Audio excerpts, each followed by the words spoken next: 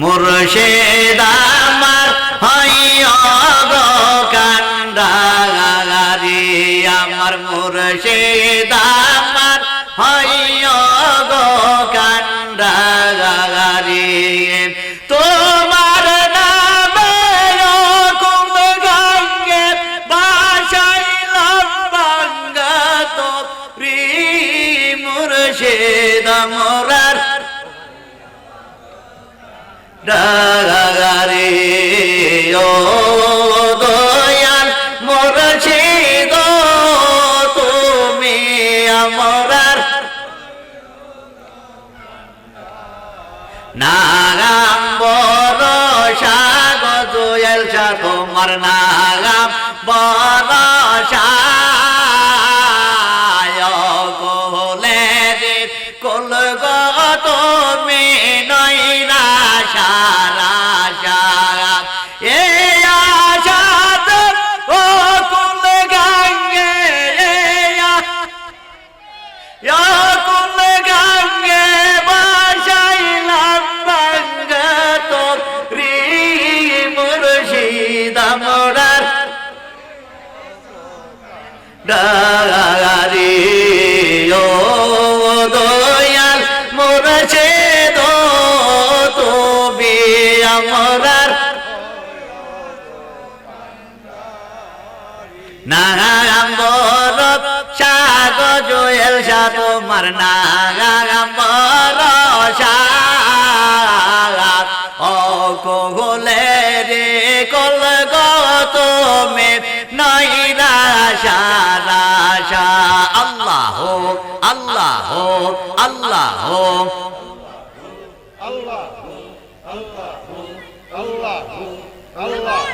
এই আশাতে অকল গঙ্গে আশাতে অকল গঙ্গে বাসাইলাম বাঙ্গা তরি মুর্শিদ আমরার হইও গো কান্ডারি আল্লাহ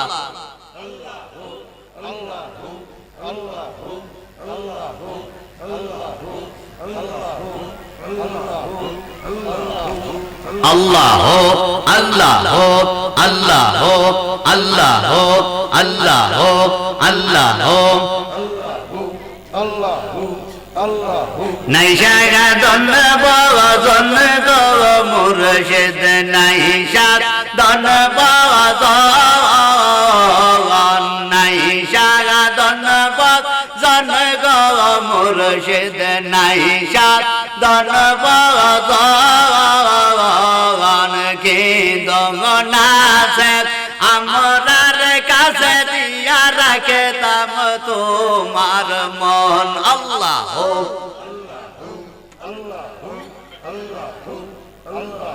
তাই তো আমরা দিবানিশি তোমার প্রেমের ভিখারি মুর্শিদ আমরার হইয়া গো কান্ডারি আল্লাহ আল্লাহ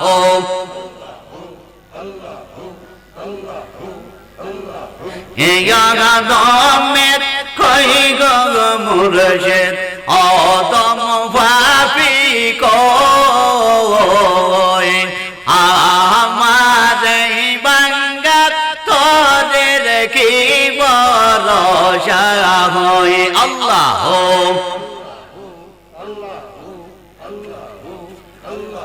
পাইলে তোমার রঙ্গা চরণ পাইলে রঙ্গা চরণ সাইনা এই জমিদারি মুর্শিদ আমার হইও গো কান্ডারি আল্লাহ আল্লাহ আল্লাহ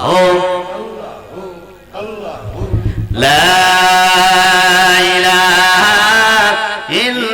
ইল্লাল্লাহ মুহাম্মাদুর রাসূলুল্লাহ সাল্লাল্লাহু আলাইহি ওয়াসাল্লাম।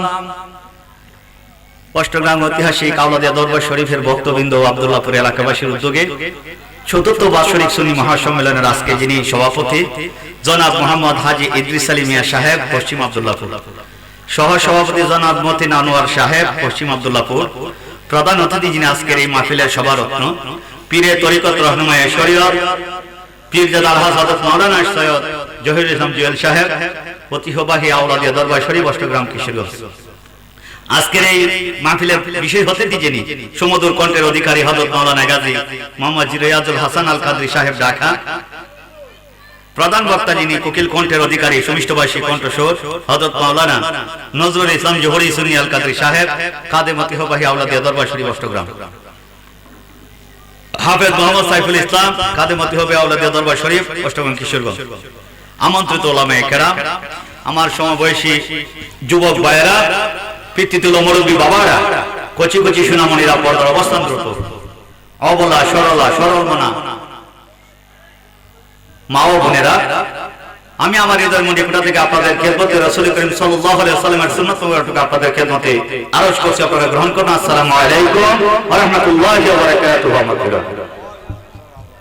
মহান সুবহানাহু ওয়া তাআলা রাব্বুল ইজ্জতের দরবারে লাখো কোটি শুকর জ্ঞাপন করেছি যে আল্লাহ পাক রব্বুল আলামিন আমাদেরকে দুনিয়া জামালা থেকে মুক্ত করে সুস্থ মনে সুস্থ মস্তিষ্কে খোলা আকাশের নিচে এই জান্নাতের বাগানের মেহমান হিসেবে আমাদেরকে যে কবুল করেছে, সেই জন্য আমরা খুশি না হয়ে যাই, কালিমাতে শুকর আদায় করি আলহামদুলিল্লাহ। আমি আল্লাহ রাসূল সাল্লাল্লাহু আলাইহি ওয়াসাল্লামের অসংখ্য অগণিত হাদিস শরীফ থেকে এবং কুরআনুল কারীম থেকে এখানে আয়াতে কারিমা তেলাওয়াত করেছি। আল্লাহ পাক রব্বুল আলামিন বলতেছেন, ওয়ালা তাহসাবান্নাল্লাযীনা কুতিলু ফী সাবিলিল্লাহি আমওয়াত ওয়াল আহইয়াউ ইনদা রাব্বিহিম ইরযাকুন। আল্লাহ পাক রব্বুল আলামিন বলেন, যারা আল্লাহর রাস্তায় জীবন বিসর্জন দেয়, যারা আল্লাহর রাস্তায় জীবন বিসর্জন দেয়, তাদেরকে তোমরা মৃত বলিয়া ধারণা করিও না। এই ঘোষণাটা কার? আল্লাহ। এখন আপনাদের কাছে আমার প্রশ্ন হলো, আল্লাহ ওলিরা কি জীবন বিসর্জন দেয় কি দেয় না? জীবন বিসর্জন দেয়। ইনদা রাব্বিহিম ইরযাকুন। আল্লাহ পাক রব্বুল আলামিন বলেন, তারা আমি আল্লাহর পক্ষ থেকে তারা রিজিক প্রাপ্ত হবে। সুবহানাল্লাহ। এবং সমাজে কিছু মানুষ সাধারণ মানুষদেরকে একটা বিভ্রান্তির মধ্যে ফেলে দিচ্ছে, বলতেছে মানুষ মরে যায়, আল্লাহর ওলিরাও মরে যায়, তাদের কোনো মরার পরে কোনো ক্ষমতা নাই। তাহলে তাদের কথা ঠিক না আল্লাহর কথা মানবেন? তাদের কথা মানবেন না আল্লাহর কথা মানবেন? আল্লাহর কথা। আল্লাহ পাক রব্বুল আলামিন আবার বলতেছেন, ওয়ালা তাকুলু লিমান ইয়াকতালু ফী সাবিলিল্লাহি আমওয়াত বাল আহইয়াউ ওয়ালাকিন লা তাশউরুন। আল্লাহ বলে, যারা আল্লাহর রাস্তায় মৃত্যুবরণ করে তাদেরকে তোমরা মৃত বলিও না, বাল আহইয়া, তারা জিন্দা, ওয়ালাকিন লা তাশউরুন, অথচ তোমরা বুঝো না। যারা তো মরে গেছে এদেরকে আল্লাহ কি বলছে? এরা বুঝে না। যারা বুঝে না, এই বেবুদের সাথে আমাদের কোনো সম্পর্ক আছে? কোনো সম্পর্ক নাই। এই কথা যদি আয়েশা বলে যে আল্লাহর ওলিদের কোনো ক্ষমতা নাই, তোমরা ওলিদের দরবারে যাও না, তাদের কথা মানবেন?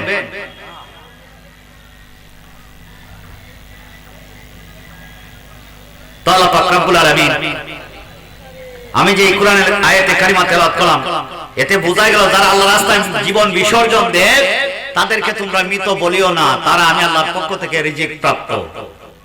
আল্লাহ রাসূল সাল্লাল্লাহু আলাইহি ওয়াসাল্লাম অসংখ্য অগণিত হাদিস শরীফ থেকে এখানে হাদিস শরীফ আপনাদের সঙ্গে তেলাওয়াত করে রাসূল সাল্লাল্লাহু আলাইহি ওয়াসাল্লাম বলেন, ক্বালা নবী সাল্লাল্লাহু আলাইহি ওয়াসাল্লাম, আল আনবিয়া ওয়াল আউলিয়া ইউসাল্লুনা ফি কুবুরিহিম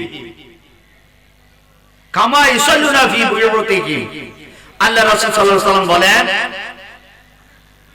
যে আনবিয়া এবং আউলিয়াগণ, আনবিয়া মানে নবী রাসূলগণ, আউলিয়া মানে আল্লাহর ওলিগণ, আল্লাহর বন্ধুগণ। আম্বিয়া এবং আউলিয়াগণ, নবী এবং আউলিয়াগণ, তারা কি করে? আল্লাহ রাসূল সাল্লাল্লাহু আলাইহি ওয়াসাল্লাম বলতেছেন, আল আনবিয়া ওয়াল আউলিয়া ইউসাল্লুনা ফি কুবুরিহিম। আল্লাহ রাসূল সাল্লাল্লাহু আলাইহি ওয়াসাল্লাম বলেন, আম্বিয়া এবং আউলিয়াগণ দুনিয়াতে যেমনি ভাবে নামাজ আদায় করে, কামা ইউসাল্লুনা ফি বুয়ুতিহিম, আল্লাহ রাসূল সাল্লাল্লাহু আলাইহি ওয়াসাল্লাম বলেন, তারা কবরে যায় তেমনি ভাবে নামাজ আদায় করে। চিৎকার মেরে বলুন সুবহানাল্লাহ। রাসূল সাল্লাল্লাহু আলাইহি ওয়াসাল্লাম বলতেছেন, নবী এবং ওলিগণ, নবী এবং ওলিগণ তারা দুনিয়াতে যেভাবে নামাজ আদায় করছে, কবরে যাইও সেইভাবে তারা নামাজ আদায় করে। তো এক আয়াতের মধ্যে আমরা পাইলাম আল্লাহ পাক রব্বুল আলামিনের পক্ষ থেকে তারা রিজিক প্রাপ্ত, আর এক আয়াতের মধ্যে আর রাসূল সাল্লাল্লাহু আলাইহি ওয়াসাল্লাম হাদিস শরীফের মধ্যে থেকে আমরা জানতে পারলাম যে আল্লাহর ওলিগণ এবং নবীগণ তারা দুনিয়াতে যেভাবে নামাজ আদায় করছে কবরে যাইও তেমনি ভাবে নামাজ আদায় করছে। কোন সুবহানাল্লাহ। আমরা এটা পক্ষে না বিপক্ষে? নবী ওলিরাদের জীবিত, এটা পক্ষে না বিপক্ষে? আল্লাহ পাক রব্বুল আলামিন দেখেন আল্লাহর ওলিদেরকে আল্লাহ পাক রব্বুল আলামিনের ঘোষণা হচ্ছে আমার প্রিয় বন্ধু যারা আমার ওলি যারা হয়ে যায় তাদেরকে আমি আল্লাহ পাক রব্বুল আলামিন এতই কাছে নিয়ে নিই যে তারা যখন কোনো আবদার আমি আল্লাহর কাছে করে আমি আল্লাহ পাক রব্বুল আলামিন তাদের সেই আবদার গ্রহণ করার জন্য আমি আল্লাহ প্রস্তুত থাকি। কোন সুবহানাল্লাহ। আল্লাহ পাক রব্বুল আলামিন ওলিদের অসংখ্য অগণিত কারামাত নজিরবিহীন কারামাত পৃথিবীর বুকে রেখে গেছেন। আমরা অনেকে শুনেছি বিভিন্ন আলেম ওলামার কাছ থেকে। আল্লাহর একজন মাহবুব বান্দা ছিলেন যার নাম ছিল, উনি ছিলেন দুনিয়ার একজন বাদশাহ, বাদশাহ হারুনুর রশিদ। বাদশাহ হারুনুর রশিদ যখন একদিন তার বিবিকে নিয়ে যখন বলতেছে, বিবি গো চলো না যাই একটু সাগরের কিনারায় হাওয়া বাতাস খেয়ে আসি, তখন বাদশাহ হারুনুর রশিদ তার বিবিকে নিয়ে হাওয়া বাতাস খাওয়ার জন্য সাগরের কিনারায় গেলেন। গিয়ে দেখলেন আল্লাহর একজন মাহবুব বান্দা, আল্লাহর একজন ওলি সাগরের কিনারে বৈশা বৈশা তাকায়া রয়েছে। বাদশাহ হারুনুর রশিদ জিজ্ঞাসা করে, কিরে পাগলা এখানে বৈশা কি করো? আল্লাহর হৃদয়ে বলেন, হ্যাঁ বাদশাহ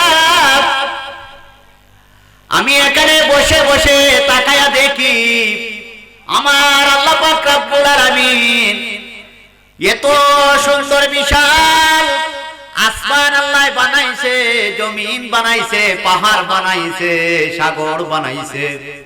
ওই সাগরের মধ্যে এত বিশাল বিশাল ঢেউগুলা গর্জন দিয়ে উঠার পরে আমি তাকায়া দেখলাম এই ঢেউগুলা বিশাল বড় হয়ে গর্জন দিতে দিতে যখন সাগরের কিনারায় আসে, ওই সাগরের মধ্যে যেই ঢেউগুলা এত শক্তি এত যৌবন থাকার পরে সাগরের কিনারায় আস্তে আস্তে তার যৌবনগুলা বিলীন হয়ে সে নিস্তেজ হইয়া সাগরের কিনারায় আইসা একটা ফেনার সাথে ফেনা হইয়া তখন সেখানে আসিয়া বিলীন হয়ে যায়। এই কথা বলার পরে তখন বাদশাহ হারুনুর রশিদ চলে গেলেন। চলে যাওয়ার পরে ঘোরাঘুরি যখন করতেছে, করার পরে লক্ষ্য করলেন পাগলা সাগরের একটু কিনারে বৈশা বৈশা মাটি দিয়ে ঘর বানাইতেছে।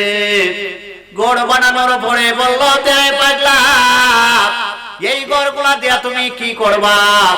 তখন পাগলায় ডাক দিয়ে বলে, ওই ঘরগুলা আমি বিক্রি করব। বিক্রি করলে কি লাভ হবে? ওই ঘরগুলা কিনলে কি লাভ হবে? পাগলায় ডাক দিয়ে বলে, আজকে আমার কাছ থেকে যে যতটা ঘর খরিদ করবে আমার আল্লাহ পাক রব্বুল আলামিন তাকে ততটা জান্নাতের মালিক বানায়া দিবে। এই কথা বলার পরে বাদশাহ হারুনুর রশিদ বলল, মাটির ঘর কিনলে নাকি জান্নাত পাওয়া যাবে? পাগলাদের তো পাগলামি জীবন গড়াই গেল না, পাগলামি করবে। এই কথা বলে একটু আড়াল হইয়া চলে গেলেন বাদশার বিবি, তার নাম ছিল বিবি জুবাইদা। জুবাইদা ডাক দিলে, পাগলা রে গড়ের মূল্য কত? তখন পাগলা ডাক দিয়ে বলে, এক একটা গড়ের দাম হলো 1 দিরহাম। 2টা গড় কিনলে 2 দিরহাম দিয়ে বিক্রি করে দিব। বিবি জুবাইদা ডাক দিয়ে বললেন, হ্যাঁ পাগলা গড় খরিদ করব, কিন্তু গড় আমি নিব না, গড়ের মূল্য আমি পরিশোধ করে যাব। এটা তোমার ইচ্ছা, গড়ের দাম যদি আমি পেয়ে যাই গড় নেও বাগনা নেও, এতে আমার কোনো আপত্তি নাই। বিবি জুবাইদা 2টা গড় 2 দিরহাম দিয়ে কিনে তখন দৌড়ে চলে গেলেন স্বামীর কাছে। বাদশাহ হারুনুর রশিদকে নিয়ে তারা দুইজন যখন বাড়িতে চলে গেলেন, বাড়িতে চলে যাওয়ার পরে রাত্রের বেলা যখন ঘুমাইলেন বাদশা হারুনুর রশিদ ঘুমের ঘরে স্বপ্নে দেখতেছেন আমার আল্লাহ পাক রব্বুল আলামিন জান্নাতীদেরকে জান্নাত বিলীন কইরা দিতেছে, আর দুইটা জান্নাত বিবি জুবাইদা নামে লেখা, কিন্তু ওই জান্নাতের মালিক নাই। তখন বাদশা হারুনুর রশিদ স্বপ্নে দেখে জিজ্ঞাসা করতেছে, আরে জান্নাতের দারোয়ান, ওই জান্নাতের মধ্যে দুটো জান্নাতের মধ্যে বিবি জুবাইদা নাম লেখা দেখা যায়, এটা কোন জুবাইদা? জান্নাতের দারোয়ান ডাকে বলে, বাদশা হারুনুর রশিদ, ওই জান্নাতের মালিক হচ্ছে বিবি জুবাইদা, বাদশা হারুনুর রশিদের বিবি। কো জান্নাতের মালিক তো নাই, কো মালিক আসার কোনো সময় হয় নাই, উনার এখন আসার সময় হয় নাই। আল্লাহ পাক রব্বুল আলামিন তার নামে দুটো জান্নাত লিখিত করে রেখেছেন, তার নামগুলো লেখা। এই শব্দ দেখার পরে বাদশা হারুনুর রশিদ হতাশার মধ্যে পড়ে গেলেন। হতাশার মধ্যে পড়ে যাইয়া বিবিকে বলতে, বিবি রে, আজকে কি স্বপ্নে দেখলাম, তুমি তো দুটো জান্নাতের মালিক হয়ে গেলে। ও বিবি, কিভাবে তুমি দুটো জান্নাতের মালিক হইলা? বিবি জুবাইদা ডাকতে বলে, স্বামী গো, যখন আপনি ওই পাগলার কাছ থেকে যখন একটু আড়ালে চলে গিয়েছিলেন, ওই অবস্থায় আমি দৌড়াইয়া যাইয়া পাগলার কাছ থেকে 2 দিরহাম দিয়া দুটা গড় আমি খরিদ করেছিলাম। পাগলাই বলেছিল যে যতটা গড় খরিদ করবে আমার আল্লাহ তাকে ততটা কি করবে, জান্নাত দিবে। এই জান্নাতের কথা তখন আমি কি করলাম, বাদশার কাছ থেকে আমি, পাগলার কাছ থেকে আমি দুটা গড় খরিদ করার পরে আমি দৌড়ায় চলে এসেছি। গড় আমি আনি নাই, গড়ের মূল্য পরিশোধ করে এসেছি। আল্লাহু আকবার বলে। বাদশা হারুনুর রশিদ আমি দেখতে পাইলাম রাত্রের গভীরে স্বপ্নে দেখলাম তুমি দুইটা জান্নাতের মালিক হয়ে গেছো। আমি তখন কি করলাম, একটু কথা বলেন। কথা আমি বলি না আপনি বলেন, তাহলে আপনারা কথা বলেন।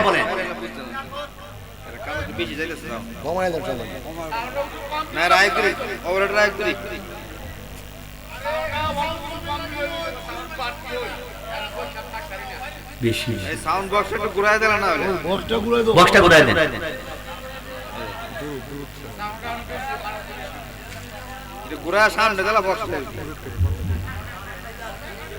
মূর্খ মানুষ কিছু বুঝে না, বক্তার কথার মধ্যে বেটু দিয়ে বলতে, কথার মধ্যে বেটু দিলে কথা একটা আছে না। আল্লাহুম্মা সাল্লি আলা সাইয়্যিদিনা মুহাম্মাদ, আল্লাহুম্মা সাল্লি আলা সাইয়্যিদিনা মুহাম্মাদ নাবিয়া মাওলানা মুহাম্মাদ শাফিয়ানা মাওলানা জগত পাগল কাবার জান্নাত কাবা পাগল মাবুদের জগত কাবার জান্নাত কাবা পাগল মাবুদের হরে মাবুদ পাগল নবীর জান্নাত নবী পাগল উম্মত আল্লাহুম্মা সাল্লি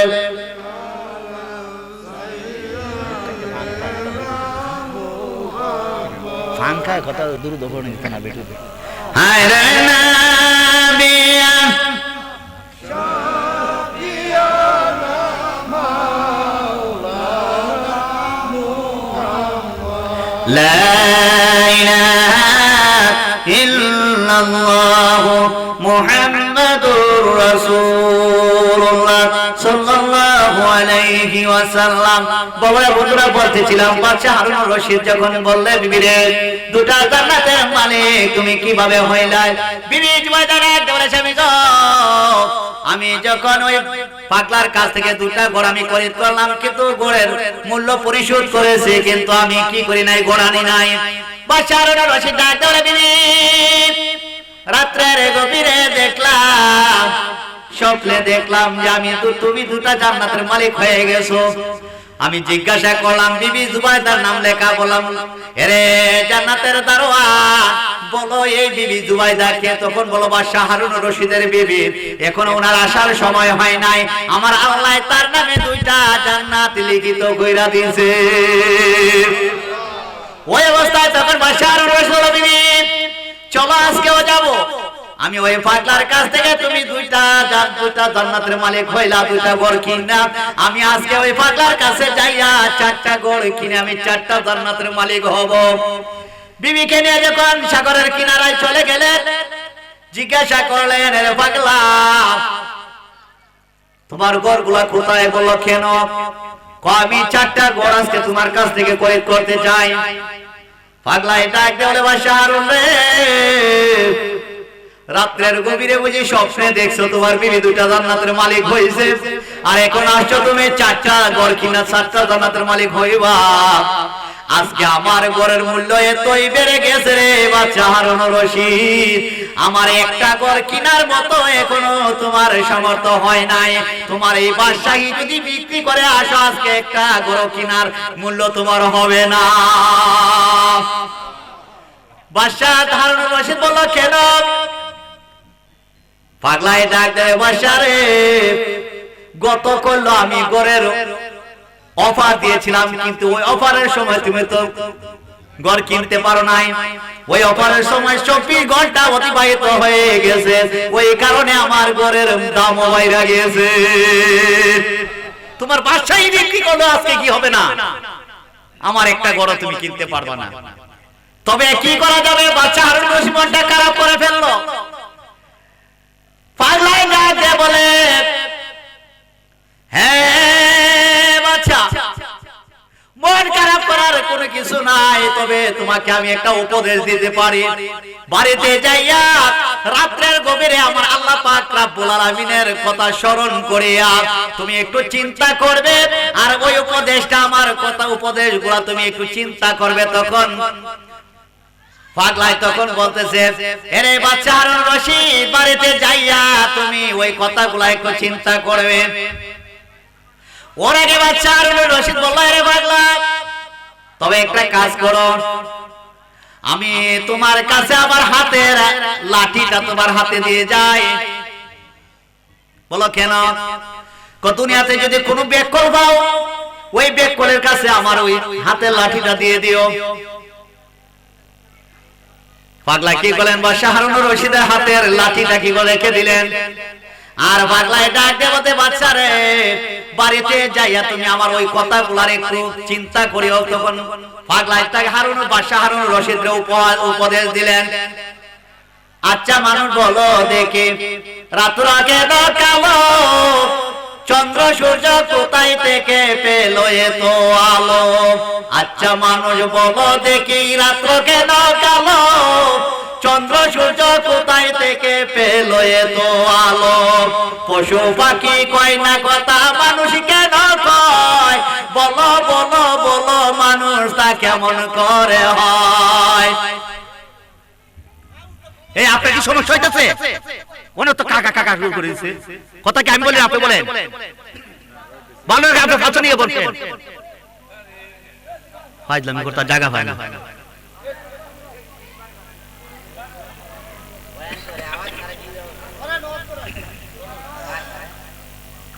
যেমন আমার তো জীবনে কোনোদিন দেখছি না, একটু বুরকর পরিচয় দিল।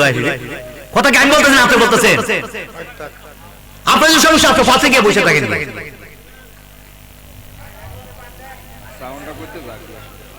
আলে মনে আমার কোনো ইজ্জত ছিল না, শুনে না, একটা বেটু মেরে বলে সাউন্ডটা কি আনতে না কুলবে তাই এই মাকে বুড়াই দৌড় গিয়া, হ্যাঁ বাজে বুড়াই দৌড় মার যা লুকা ফেলা বটে কুড়াই দিও। আচ্ছা ঠিক আছে, বুড়াই বলে এই কই আর কই দিবেন না। আল্লাহুম্মা সাল্লি আলা সাইয়্যিদিনা مولانا محمد وعلى آل سيدنا اللهم صل على مولانا محمد وعلى آل سيدنا বাবারা বন্ধুরা বলতেছিলাম পাগলা বাচ্চা হারানো রশিদকে উপদেশ দিলেন, দেওয়ার পরে তখন এই কথাগুলো বলতেছিলেন, পশু পাখি কয় না কথা, মানুষ কেন কয়, বলো বলো বলো মানুষ তা কেমন করে হয়।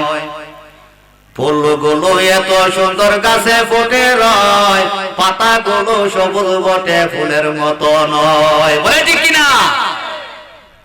দুধ কেন এত সাদা, মরিচ কেন জাল, আমগুলো সব পাকলে পরে কেমনে হয় তালাল। ফুলগুলো সব এত, দুধ কেন এত সাদা, মরিচ কেন জাল, আমগুলো সব পাকলে পরে কেমনে হয় তালাল। ডিমগুলো সব একই রকম, পার্থক্য নাই মোটে, সাদা কালো বাচ্চাগুলা কেমন করে ফুটে। আমরা সবাই বাস করি ভাই এই দুনিয়ার রঙে, হাতের লেখা মুখের চেহারা মিলে না কারো সঙ্গে, বলে ঠিক কিনা? আর মিলে না গলার কণ্ঠ বিদ্যাগুলের টিপ, আল্লাহ তাআলা একজন আছে, সবাই বলেন ঠিক কিনা? কি ঠিক? আল্লাহ কয়জন? একটু কথা বলেন, কয়জন? পাগলা যখন বাদশা হারুন রশিদকে উপদেশগুলো দিলেন, তারপরে বলে যে বাদশা রে, মন খারাপ করিও না, যদি ওই কথাগুলোর প্রতি যদি তুমি একটু চিন্তা করো, চিন্তা করলে আল্লাহ যদি তোমার প্রতি দয়া মায়া লেগে যায়, আল্লাহ পাক রব্বুল আলামিন কুরআনুল কারীমে ইরশাদ করে, আল্লাহর প্রতি যারা খুশি আর রাজি হয়ে যায়, ওয়ালিমান খাফা মাকামা রাব্বিহি জান্নাতান। সুবহানাল্লাহ। কোন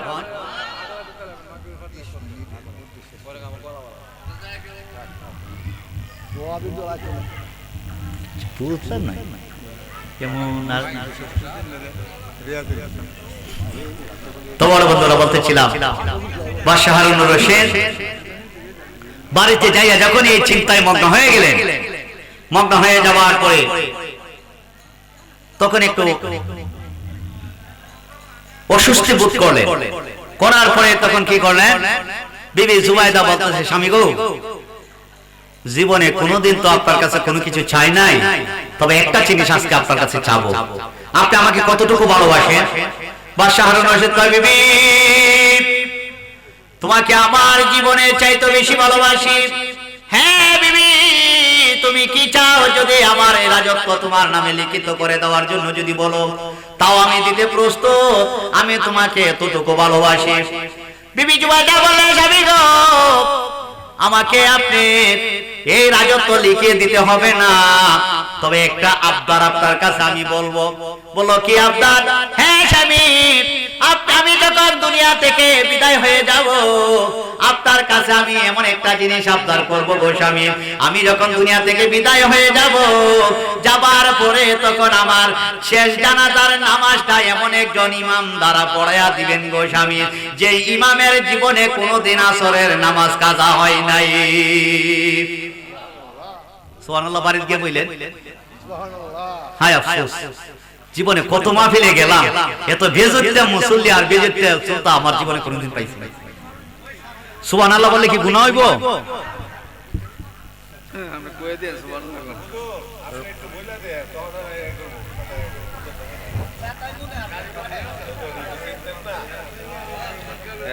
আসলে মূল কথা হচ্ছে কি জানেন, আমাদের একটা ত্রুটি হলো, এখানে অনেক মানুষ আছেন মুরিদ হয় নাই, এরা তো মনে করে যে মুরিদ আবার কি, পীর আবার কি।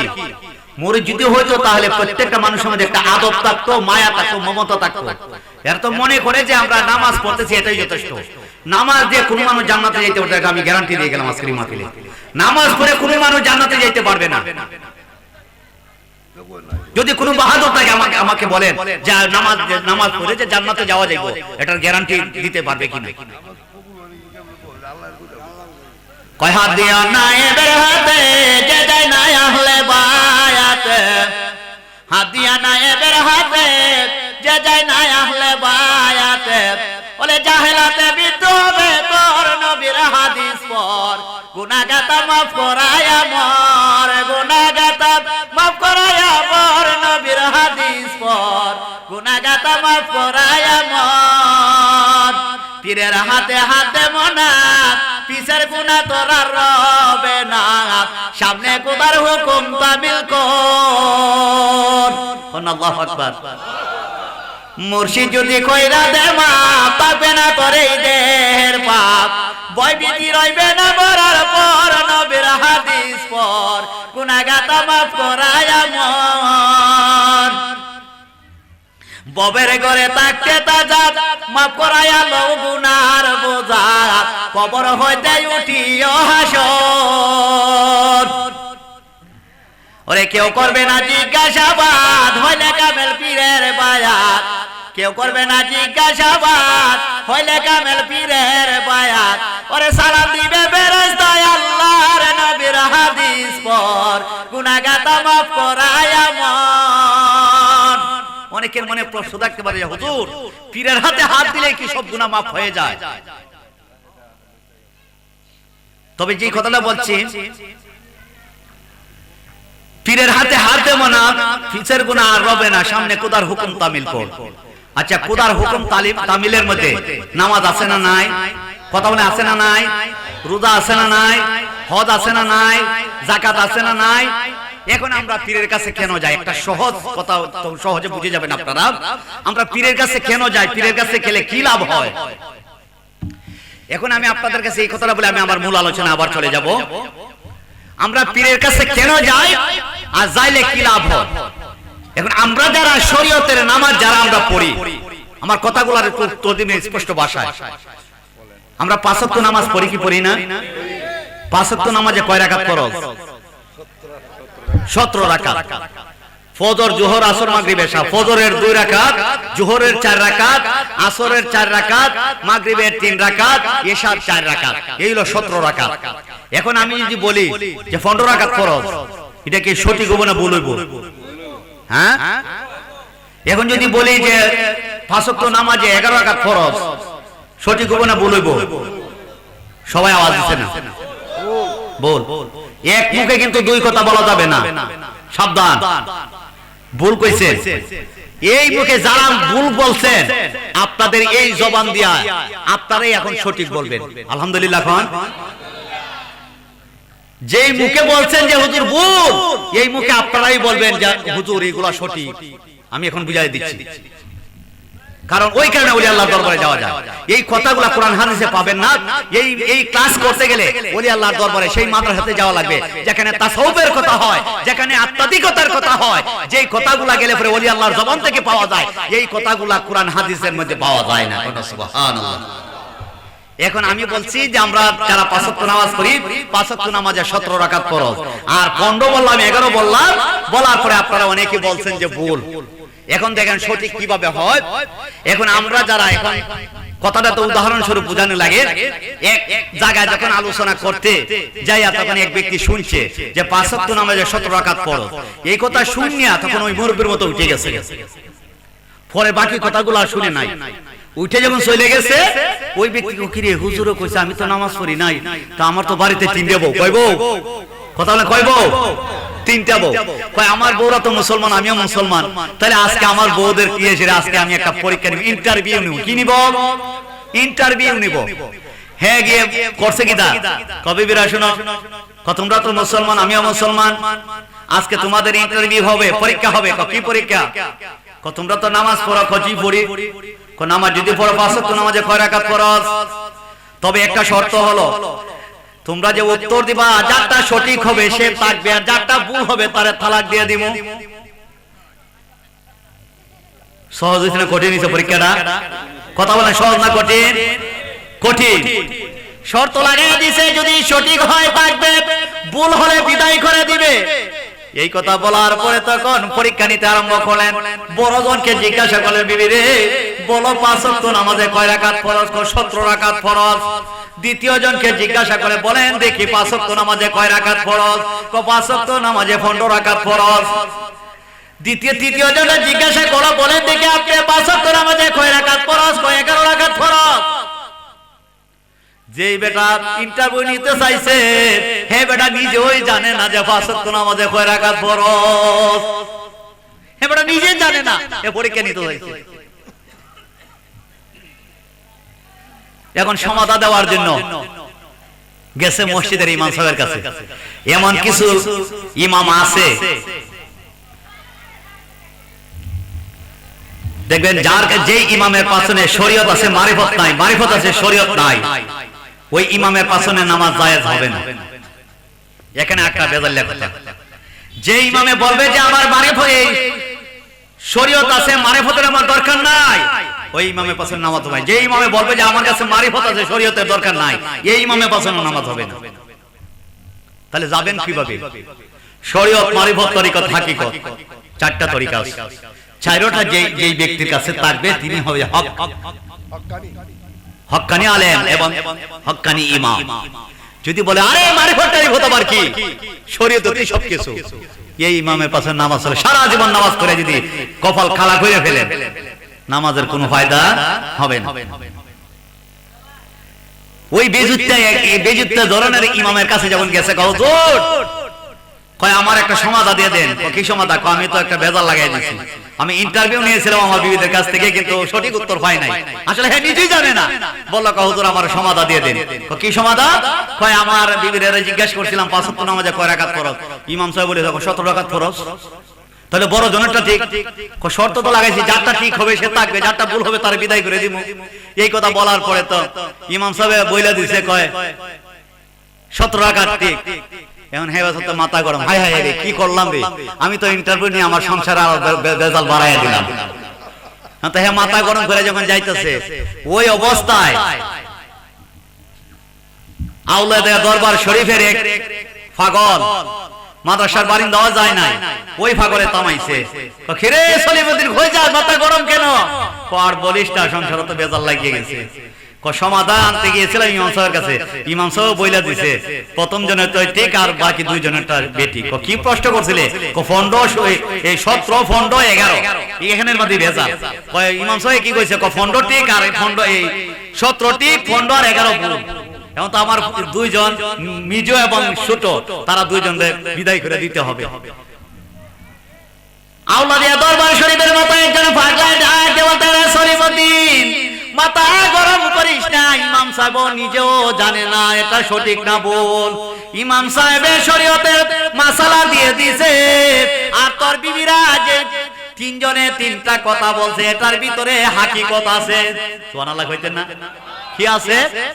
হাকিকত আছে। হাকিকত আমি বুঝি না। যারা প্রশ্নের উত্তর দিছে তাদের কাছে হাকিকত পাইবা, তুমি তাড়াতাড়ি চলে যাও। তোমার 3 বিবি যেই উত্তর দিয়েছে 3 জনের কথাটা ওই ঠিক করন। সুবহানাল্লাহ। দৌড়ায় গেলেন বিবিদের কাছে, ও বিবিরা তোমরা যে আমার কাছে উত্তর দিছো উত্তরটা সুন্দরভাবে আমাকে বলে দাও। বললো বড় জনে বলতেছে ফজর, যোহর, আসর, মাগরিব, এশা। উনি কোনো বার ধরে নাই। কোন বার ধরছে? উনি বলে ফজর, যোহর, আসর, মাগরিব, এশা, কোনো বার ধরে নাই। দ্বিতীয় জনকে জিজ্ঞাসা করলো, বিবিরে তুমি যে বললা যে 5 ওয়াক্ত নামাজে 15 রাকাত ফরজ, এটা কি করে হইল? এটার ভিতরে হাকিকত আছে। হাকিকত তো আমি বুঝি না। স্বামী গো, আমার বড় বইনে যে কথা বলছে 5 ওয়াক্ত নামাজে 17 রাকাত পড়া, উনারটাও ঠিক, উনি তো কোনো বার ধরে নাই। ও বাবারা, বন্ধুরা, আব্দুল্লাহপুরের বাবারা, বন্ধুরা, আপনাদের কাছে আমি জানতে চাই, আপনারা আব্দুল্লাহপুরের জামে মসজিদের ইমাম সাহেবেরা শুক্রবারের জুম্মার নামাজ দিয়ে পড়ায়, এটা কি যোহরের সময় পড়ায় না যোহরের আসরের মধ্যবর্তী অবস্থায় পড়ায়? কথা বলেন, কোন সময়? শুক্রবারের জুম্মার নামাজ কোন সময় পড়ায়? যোহরের টাইমে। তাহলে বড় জনে তো বলছে যে ফজর, যোহর, আসর, মাগরিব, এশা, ফজরের 2 রাকাত, যোহরের 4 রাকাত। জুম্মার নামাজ কি আপনারা 4 রাকাত পড়েন না 2 রাকাত ফরজ পড়েন? কয় রাকাত? তখন মিজু জনে বলতে হবে, স্বামী রে আমার বড় বইনে বলেছে ফজর, যোহর, আসর, মাগরিব, এশা কোনো বার ধরে নাই, আর আমি এটার ভিতরে হাকিকত ঢুকাইয়া দিয়েছি। আমি শুক্রবার জুমার দিন দইরা নিয়ে হিসাব কইরা দেখি 5 ওয়াক্ত নামাজের মধ্যে শুক্রবারের 2 রাকাত নামাজ বাদ দিয়া দিলে 17 থেকে 2 গেলে তাকে কত? ভুল হইছে না শুদ্ধ হইছে? ভুল হইছে না শুদ্ধ হইছে? আগে না বললেন যে ভুল হয়েছে? হ্যাঁ হ্যাঁ বাবারা বন্ধুরা, তৃতীয় জন জিজ্ঞাসা করলো, বিবি রে তুমি যে বললা যে 5 ওয়াক্ত নামাজে 11 রাকাত ফরজ, কয়ে তার ভিতরে হাকিকত আছে? হাকিকত আমি বুঝি না। স্বামী গো শুনেন, ও বাবারা বন্ধুরা, আব্দুল্লাহপুরে বাবারা বন্ধুরা, আপনাদের কাছে আমি জানতে চাই, আপনারা এই আব্দুল্লাহপুর থেকে ঢাকা শহর কই সময়? হ্যাঁ তবে শরীয়তের বিধান হলো, মাসালা হলো, একটা মানুষ যদি কোন জায়গায় সফর করতে যায় 48 মাইল দূরে চলে যায়, সেই ব্যক্তিরা হয়ে যায় মুসাফির। ওই মুসাফিরের জন্য নামাজ কসর করে দিয়েছে আমার আল্লাহ। 4 রাকাত নামাজের জায়গায় 2 রাকাত কসর পড়তে হয়, কন্যা সুবহানাল্লাহ। সেই হিসাব করলে পরে দেখা যায় 5 ওয়াক্ত নামাজে মুসাফিরের জন্য 11 রাকাত ফরজ হয়। ভুল হইছে না শুদ্ধ হইছে? তাকে না বলেন ভুল হইছে? ইমাম সাহেবের ফতোয়া দিয়েছিল, রে লাল মিয়া তোমার বিবি বড় জনে বলছে ঠিক আছে, দুজনে তো ভুল। তার মাথা তো গরম, ইমাম সাহেব আমার সংসারের মধ্যে তো তুমি বড় বেজাল লাগাও না। দৌড়ায় গেছে ইমাম সাহেবের সাথে কেন্দ্র করার জন্য। তখন আল্লাহ দিয়া দরবার শরীফের ফাগলা যে দাঁড়ায় রয়েছে, কয় হে তো মাথা গরম করে আবার আইবো যাওয়ার জন্য ইমাম সাহেবের সাথে। তখন বললো, কি রে মাথা গরম কেন? কয় ইমাম সাহেব রাখতাম না, বিদায় করে দিব, মাথা ঠান্ডা করিস না। তখন এই ব্যক্তি বলতেছে, কি রে ও আল্লাহ দিয়া দরবার শরীফের পাগলা, আমি তো জানি তুই কোন মাদ্রাসার বারিন্দায় যাস নাই, তাহলে তুই কিভাবে বললে যে আমার বিবিরা 3 জনের তো ঠিক? তখন সে সুন্দর করে ব্যাখ্যা দিলেন, শোন আমি যখন তোর এই কথাগুলা শুনলাম, দেখতে দিই তোর সংসারের মধ্যে বেজাল লাগিয়ে যাইব, ওই অবস্থায় আমি তখন চক্ষুটা বন্ধ করে ফেললাম। বন্ধ করার পরে আমার প্রিয় মুর্শিদের দিকে যখন আমি নিসবত করার পরে, যখন মুরাকাবার নিয়তে যখন আমি নিসবত করলাম, তখন আমার মুর্শিদ কিবলা তখন কি করলেন, মদিনাওয়ালার দিকে তখন কি করলেন, নিসবত করলেন। মদিনাওয়ালার থেকে সরাসরি স্বয়ং আল্লাহর সাথে নিসবত হয়ে গেল। হওয়ার পরে আমার আল্লাহ সরাসরি আমার ইলহামের মধ্যে জানায়া দিয়েছে, ও আল্লাহ দিয়া দরবার শরীফের পাগলা রে, ওই পাগলারে তাড়াতাড়ি জানায়া দে তার 3 বউ যে মাসালা বলেছে 3টাও ঠিক।